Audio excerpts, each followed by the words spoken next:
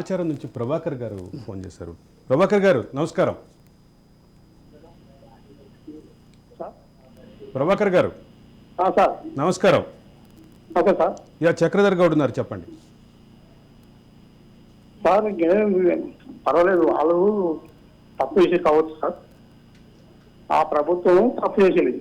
Okay అదే sir, మన రాజమండ్రిలో కూడలు కేసీఆర్ కూడా ఎన్ని కొడుతుంది సార్ మీరు? అర్థం కాల. కేసీఆర్ కూడా పెట్టుకోరు కదా మన స్కీల్ మీద, ఎన్ని కొడుతున్నట్టు అది అందరూ చూడాలన్నా, లేకపోతే ఈ తప్పులని చెప్పాలనా? అంటే మీరు అడగాల్సింది ఇప్పుడు ఒక ఓటమి 100 తప్పులు ఏందనే ఒక ఫోటో వస్తుంది. పదే పదే ఎందుకు పెట్టాలని, పెట్టకూడదు అట్లా. ఇప్పుడు ఈ రాష్ట్ర మాజీ ముఖ్యమంత్రి ఎవరండి? వారే కదా, వారి గురించే కదా ఇప్పుడు జరిగిన కాళేశ్వరంకి కర్త కర్మక్రియ ఎవరండి? వారే కదా. అసెంబ్లీలో మాట్లాడినారు, ఏమండి చూసిరు, మన ప్రపంచం మొత్తం చూసిరు. అంటే ఆయన కూడబెట్టి అమలు చేయాలని అట్లా కూడబెడుతురా, లేకపోతే ఇంకేమైనా? అంటే ఇక్కడ ఒక విషయం చాలా క్లియర్ ప్రభాకర్ గారు, ఒక విషయం చాలా క్లియర్. ఈరోజు జరుగుతున్నటువంటి ఈ చర్చ కానీ ఇది 45వ ఎపిసోడు, గత 44 ఎపిసోడ్ల సందర్భంగా జరిగిన చర్చ కానీ ఇదొక ఎనాలిసిస్ మాత్రమే.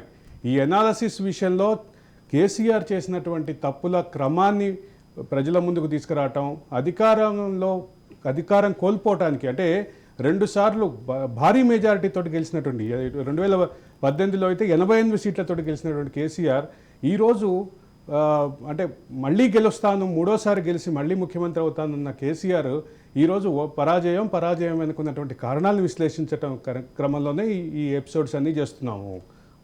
ప్రభాకర్ గారు ఇప్పుడు ఆయన గెలుస్తున్న తర్వాత ముచ్చరాది, గతం మర్చిపోవాలి, వేరే ప్రయత్నం మనం చేయాలి. కానీ ఓడిపోయించుకొచ్చి మళ్ళీ స్క్రీన్ పెట్టి బొమ్మ చూపించుకుంటా ఒక్కోటమి ఉందో తప్పులని ఏం సార్ అది? అంటే క్లియర్ గా చెప్తున్నా కదా, మంచి అనిపిస్తున్నది. సరే మీకు మంచి అనిపిస్తున్నది, తప్పులని చేసి కరెక్ట్గా ఓడగొట్టినాం, అందరం అనుకున్నాం.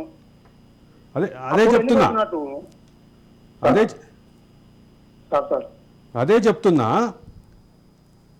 చెప్తున్నా ఆయన చేసినటువంటి తప్పులు, గత ప్రభుత్వం చేసినటువంటి పొరపాట్లని మాట్లాడకుండా, గత ప్రభుత్వం చేసినటువంటి పొరపాట్ల గురించి చర్చించకుండా ఈరోజు వెళ్ళటం ఏ ప్రభుత్వానికైనా సాధ్యం కాదు. రెండోది, తెలంగాణ అనేది ఒక ఉద్యమం నేపథ్యంలో వచ్చినటువంటి తెలంగాణ, ఉద్యమం స్ఫూర్తితో వచ్చినటువంటి తెలంగాణ, ఉద్యమ నేపథ్యంలో వచ్చినటువంటి రాజకీయ పార్టీ అధికారంలోకి వచ్చిన తర్వాత ఆ ఉద్యమ స్ఫూర్తిని, ఉద్యమం యొక్క కాన్సెప్ట్ని మర్చిపోయి వెళ్ళింది అనేటటువంటి చర్చ నేపథ్యంలో ఇవన్నీ ముందుకు తీసుకున్నాం, ఇవంతా చర్చలో ఉన్నాం. ప్రభాకర్ గారు థ్యాంక్ యూ. ఆయన కట్ అయినట్టున్నారు.